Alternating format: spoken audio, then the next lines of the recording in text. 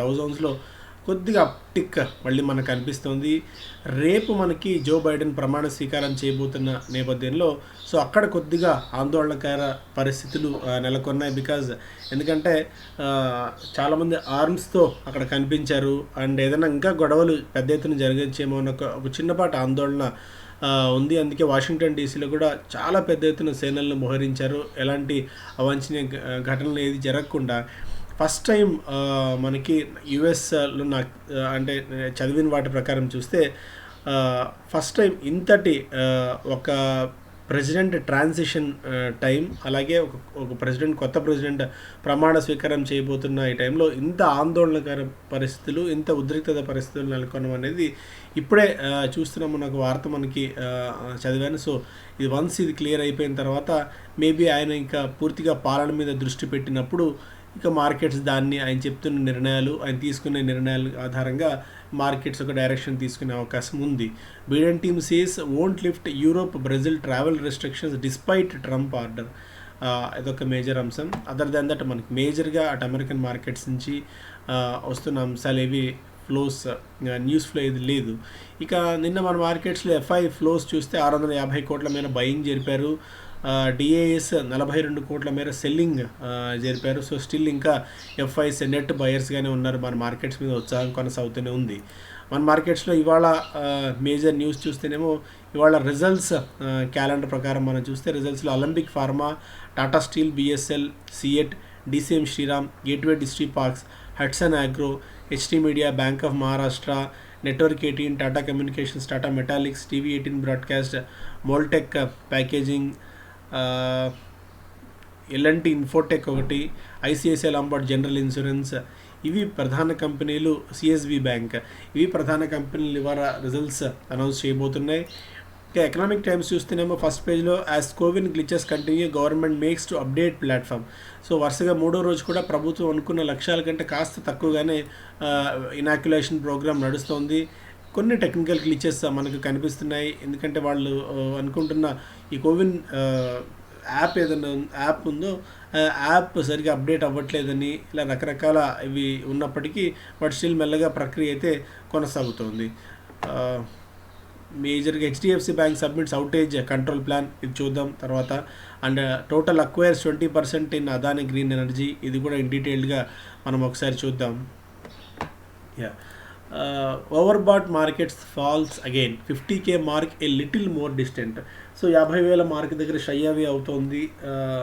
So ఇక్కడ కాస్త వెనక్కి తగ్గుతున్నట్టు కనిపిస్తుంది. బట్ డౌ జోన్స్ ఫ్యూచర్స్ కాస్త పాజిటివ్గా ఉంది కాబట్టి మేబీ చూడాలి అట్లీస్ట్ మిడ్ సెషన్ తర్వాత ఏమన్నా మార్కెట్స్ ఆర్ఎల్స్ ఇనిషియల్ హికప్స్ తర్వాత కొద్దిగా కోలుకుంటుందేమో. స్టిల్ ఇప్పటికే మన మార్కెట్స్లో అంటే ఓవర్బాట్ ఉన్నాయని అందరికీ తెలిసిందే. బట్ ఎఫ్పిఐ ఫ్లోస్ కంటిన్యూ అవుతున్నాయి. అండ్ బడ్జెట్ కూడా వస్తుంది కాబట్టి బడ్జెట్ హోప్ ర్యాలీ ఒకటి సాధారణంగానే బడ్జెట్ ఉంటుంది. అలాంటి హోప్ ర్యాలీ ఏమన్నా నడుస్తుంది. 100 ఏళ్లలో ఎప్పుడు ప్రజెంట్ చేయనట్టుని బడ్జెట్ ప్రవేశపెట్టబోతున్నామని చెప్పి ఎఫ్ఎం గారు ఇప్పటికే చెప్పిన నేపథ్యంలో ఇవన్నీ మార్కెట్స్ కాస్త కీన్గా అబ్జర్వ్ చేస్తూ వస్తున్నాయి. నిన్న Reliance, Titan, HDFC bank, ITC లాంటి స్టాక్స్లో బయింగ్ కనిపిస్తే అనూహ్యంగా టాటా స్టీల్ ఏవైతే మధ్యకాలంలో బాగా పెరుగున్నాయో ఆ స్టాక్స్లో క్లియర్ కట్ ప్రాఫిట్ బుకింగ్ వచ్చింది. Tata steel, ONGC, Sun Pharma, IndusInd bank and power grid corporation లాంటి స్టాక్స్లో సెల్లింగ్ మనం చూస్తున్నాం. ఇక collateral gains, rally helps lower promoters pledges. So ప్రమోటర్లు ప్లెడ్ చేసి అంటే తనఖా పెట్టి తమ షేర్లను తనఖా పెట్టి అప్పు తీసుకుంటారు. ఇప్పుడు ఏంటంటే ఈ షేర్ల ప్రైస్ బాగా పెరగడం వల్ల సో ఆ షేర్స్ని ఐదర్ అమ్మేసానన్నా లేదంటే అప్పు తీర్చేసానన్నా వీళ్ళు తనఖాలో ఉన్న షేర్స్ని తగ్గించుకుంటున్నారు. ఒక డేటా పాయింట్ చూస్తున్నాం. ఇది సదర్ కంపెనీకి పాజిటివ్ అంశం అవుతుంది. మ్యాక్స్ ఇండియా సెప్టెంబర్ క్వార్టర్కి ఈ క్వార్టర్ చూస్తే ప్లెడ్జ్ చాలా డ్రాస్టిక్గా తగ్గింది. స్టైలామ్ ఇండస్ట్రీస్ కూడా ప్లెడ్జ్ తగ్గింది. LG Balakrishnan, Indo National, Deepak fertilisers, Emami, Apollo pipes, Astron paper, Atul, Apollo hospitals, Uflex లాంటి కంపెనీస్ తమ ప్రమోటర్ హోల్డింగ్లో ఉన్న ప్లెడ్జ్ షేర్స్ని తగ్గించుకున్నాయి. దీంతో స్టాక్ ప్రైస్ పాయింట్ ఆఫ్ వ్యూలో చూసినా కూడా డిసెంబర్ లో మనకి Max India 4%, Stylam almost 29%, LG Balakrishna 35%, Apollo hospitals 12%, Uflex లాంటి స్టాక్స్ ఒక 20% దాకా పెరిగాయన్న ఇది మనం చూస్తున్నాం. దీనివల్ల ఏంటంటే ప్రమోటర్స్ ప్లెడ్జ్ తగ్గించుకుంటే సదర్ కంపెనీ మీద తమకు ఇంకా నమ్మకం ఉంది. సదర్ కంపెనీ ఎందుకంటే ఇప్పుడు కంపెనీ మనది అయినప్పుడు, మన వాటా ఎక్కువ ఉన్నప్పుడు, సో ఇంకా ఎక్కువ కష్టించి పనిచేయడానికి, ఇంకా ఎక్కువ దాని మీద ఫోకస్ పెట్టడానికి అవకాశం ఉంటుంది. సో మరీ పెద్ద కంపెనీస్ అయిపోయిన తర్వాత ఇప్పుడు ఐటీసీ, హెచ్డిఎఫ్సి లాంటి వాటికి మనం చెప్పలేం. కానీ but most of the companies అన్ని కూడా ప్రమోటర్ హోల్డింగ్ ఎంత ఎక్కువగా ఉంటే అంత బెటర్గా ఉంటుంది సాధారణంగా. Around 642 promoters had pledged part of their holdings valued 2 lakh crores in September. So September క్వార్టర్లు చూస్తే ఆల్మోస్ట్ 640 కంపెనీల ప్రమోటర్లు 2 లక్షల కోట్ల విలువైన షేర్లను తనఖా పెట్టి డబ్బులు తీసుకున్నారు. వివిధ కారణాల వల్ల ఇప్పుడు షేర్ ప్రైజ్లు పెరగడం వల్ల వాళ్ళకు కలిసి వచ్చి మళ్ళీ తమ దీన్ని తగ్గించుకుంటూ వస్తున్నారు. Total acquires 20% in Adani green energy. French company total Adani గ్రీన్లో 20% వాటాను కొనుగోలు చేసింది. ఇందుకోసం దాదాపు $2.5 బిలియన్ వాళ్ళు ఇన్వెస్ట్ చేస్తున్నారు. మన రూపీస్లో కన్వర్ట్ చేసుకుంటే 18,314 కోట్ల రూపాయలు అవుతోంది.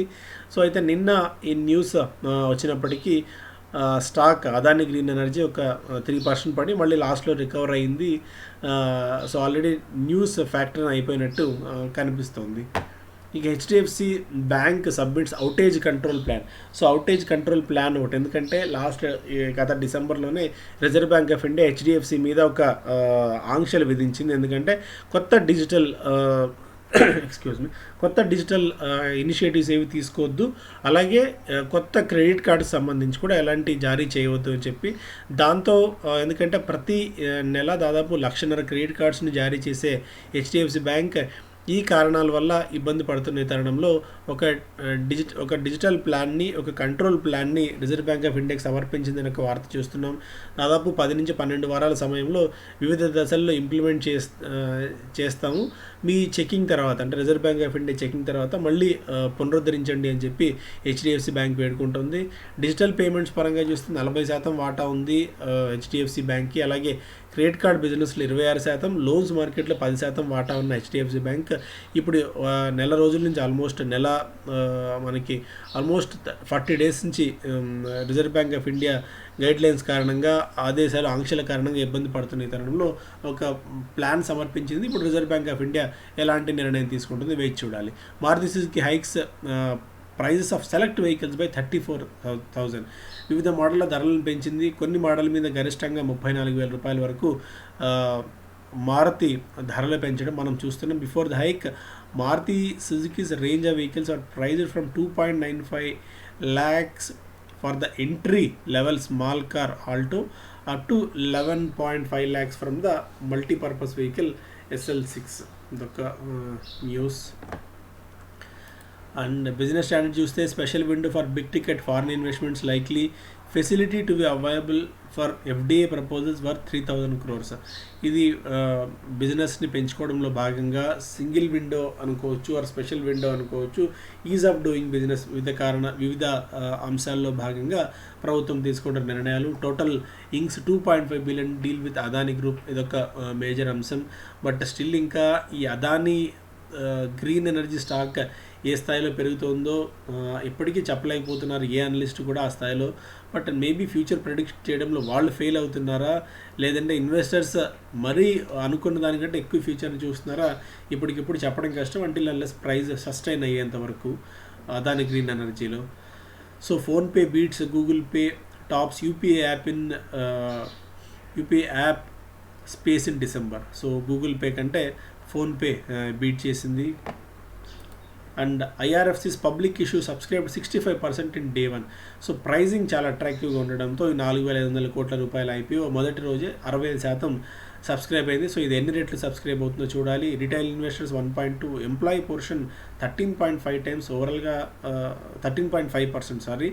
అండ్ ఎస్ ఎగ్జాక్ట్లీ ఓవరాల్గా employee portion 13.5, retail investors 1.2 and HNI 0.1 రెట్లు సబ్స్క్రైబ్ అయింది. ఓవరాల్గా 65% సబ్స్క్రైబ్ అయింది ఈ issue. And strong product pipeline, US gains to 8 Lupin's growth. So strong pipeline ఉంది, యూఎస్లో గెయిన్స్ బాగా పెరుగుతున్నాయి.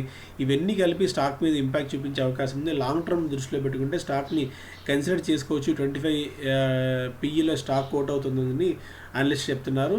Analyst believe that stock has multiple triggers led by speciality products in US market, India business, biosimilars and margin expansion.